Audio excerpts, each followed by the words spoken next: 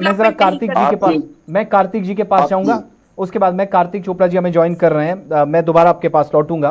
कार्तिक चोपड़ा जी, एक एक नहीं, दो नहीं, बल्कि तीन तीन प्रधानमंत्रियों ने अलग अलग स्टेजेस से कहा कि दिल की दूरी और दिल्ली की दूरी खत्म करना बुनियादी तौर पर मकसद है, असली उद्देश्य वो होना चाहिए। क्या वो आज 2026 में जब हम जम्मू कश्मीर को डिस्कस कर रहे हैं वो हुआ?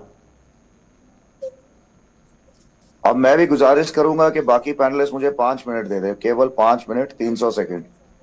मैं जम्मू कश्मीर के रिहाइश के पंजाबी अवाम का एक हिस्सा हूं। हमारा परिवार गुजरावाला से कश्मीर आया महाराजा रंजीत सिंह के फोर्सेस के साथ 1818-19 में। बैटल ऑफ शोपियां पे हम लोग लड़े और अफगान की दुरानी सल्तनत को हमने बाहर फेंका। हरि सिंह नलवा जी ने इनको भगाया बिल्कुल काबुल से आगे। जोरावर सिंह कलूथिया ने भगाया इनको, जो आए थे तिब्बत के अंदर भगाया। हम लोग बसे यहाँ पे। पंजाबी कम्युनिटी खुशहाल थी, तगड़ी थी, बिजनेस करती थी, देश के लिए बहुत किया, स्टेट के लिए बहुत किया। 47 में हम लोग नहीं गए। 89-90 में भी पंजाबी कम्युनिटी यहाँ से नहीं गया। पंजाबियों का किसी भी सरकार ने कभी नहीं पूछा हमारे को या राजपूतों को या पोटोहारी को या किसी को कि आपको क्या चाहिए। जिस टाइम हमारे कश्मीरी पंडित भाइयों को भागना पड़ा, हम लोग नहीं गए। हमारे घर भी जले, हमारे रिश्तेदार को गोलियां भी लगी, पर तब भी नहीं गए। झंडा लेके हम उस टाइम तक खड़े रहे जिस टाइम झंडा बदलने में बस कुछ चंद मिनटें थी। अब जरा हिस्ट्री पे आइए। लियाकत अली खान साहब जो थे, पूरा प्रोग्राम इन्होंने बनाया था कश्मीर को हथियाने का। महाराजा कश्मीर ने अप्रैल 47 में ही डिसाइड कर लिया था कि अगर कश्मीर इंडिपेंडेंट नहीं रह सकता तो इंडिया को एक्सीड करेगा। इनके Ram pro Pakistani prime minister थे रामचंद्र का, इन्होंने हटाया इनको, मेजर जनक सिंह को लगाया। 25 अगस्त को इन्होंने जस्टिस मेयरचंद महाजन पंजाब हाई कोर्ट को कहा कि आप प्राइम मिनिस्टर आके बनिए।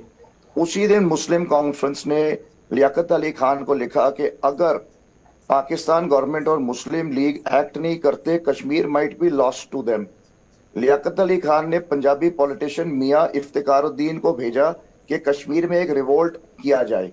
पाकिस्तान ने उस जमाने में इसेंशियल सप्लाई, पेट्रोल, चीनी, नमक, टिम्बर सब रोक दिया और ट्रेन सर्विस जो जाती थी जम्मू को वो भी रोक दिया। अब गौर की बात यह है, इफ्तिकारुद्दीन मिड सितंबर में आए और रिपोर्ट किया कि कश्मीर वैली में नेशनल कॉन्फ्रेंस, शेख अब्दुल्ला का ही नेशनल कॉन्फ्रेंस होल्ड स्ट्रॉन्ग करता है, वहां रिवोल्ट नहीं कर सकते। वहां कश्मीरी आवाम जो है हिंदुस्तान के साथ ही खड़ा रहेगा, वो रिवोल्ट नहीं करेगा।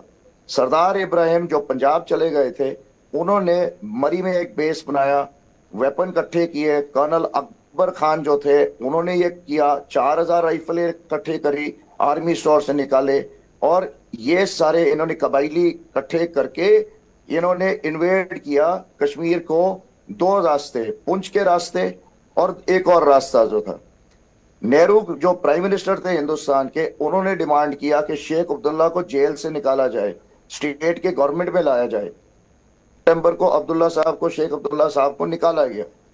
अब इसके बाद आप सब जानते हैं ऑपरेशंस क्या हुए। हिंदुस्तानी फोर्सेस लैंड किए आपके बडगाम एयरबेस पे। वहां से शल्टिंग के लिए एक पलटन गई, दूसरी गई झंझर की तरफ, पुंछ की तरफ। वहां पे सोमनाथ शर्मा जैसे लोग थे जो आपके ब्रिगेडियर, आपके जो स्टेट फोर्सेस के जो थे, जो मारे गए, ये सारे हमारे हीरोज रहे हैं। अब उसके बाद जो ये बात आती है स्पेशल स्टेटस की, स्पेशल स्टेटस एक टेम्पररी प्रोविजन था। उस टाइम जब दिया गया था ये साफ था कि ये टेम्पररी था। कांग्रेस के जमाने में जब डाउनग्रेड हुआ position of prime minister to, एक minute madam, prime minister to chief minister, उस पे आप लोगों ने विरोध क्यों नहीं किया? जिस टाइम आपने प्राइम मिनिस्टर जम्मू कश्मीर के पोस्ट को चीफ मिनिस्टर होने के लिए कबूल किया, उस दिन 370 उड़ गया था। आप तो एक 370 का एक खाल अपने कंधे पे लेके घुमा घुमा के लोगों को बेवकूफ बनाते रहे इतने साल। क्या फायदा हुआ इसका? टेररिज्म फिर आई 89-90 में, पंडित भाई फिर उनको भागना पड़ा। कितनी मार कटाई हुई। अगर पंडितों ने सफर किया, मैं मेंटेन करता हूं हमारे कश्मीरी भाइयों ने 1000 गुना और सफर किया।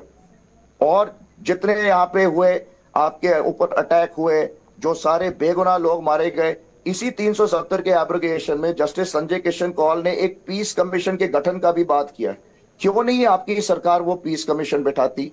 क्यों नहीं वो सरकार जम्मू कश्मीर के अंदर ही पीस कमीशन बिठा के इन्वेस्टिगेट करती, वही सारे जितने डेथ्स हुए हैं, जितने लोगों के लोग निकले, क्योंकि आपकी सरकार बैठी थी उस जमाने में, लेट 80 से लेकर बीच में जब आपकी आई, आपके गठबंधन की आई, बीच में बीजेपी, और जब आपके पीडीपी की आई या मुफ्ती मोहम्मद सईद के टाइम, कारगिल के बाद तो 4 साल तो बिल्कुल ठीक था।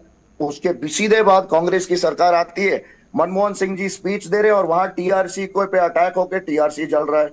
फिर 10 साल नाटक चलता है, 14 के बाद फिर थोड़ी ठीक होने लगती है, फिर एक बुरहान वानी पैदा कर दिया जाता है। आपकी सरकार आती है अक्टूबर 24 में। आप ये बताइए, यूएस पॉलिटिकल अफेयर्स सेक्रेटरी ने कश्मीर विजिट करके उमर अब्दुल्ला साहब से उस दिन क्यों मिला जिस दिन राहुल गांधी जी उस सवेरे मिले थे उनसे?